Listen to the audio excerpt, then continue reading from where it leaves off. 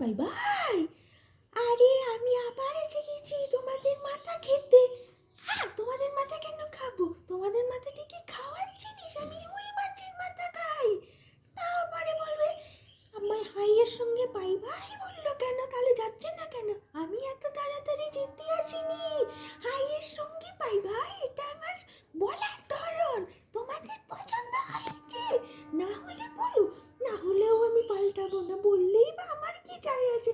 আমি বকু, আমি আমার মতো থাকতে ভালোবাসি। আরে বাবা, রনি আজকে আবার আমায় বসিয়ে দিয়ে গেছে তোমাদের সঙ্গে বকর বকর করতে।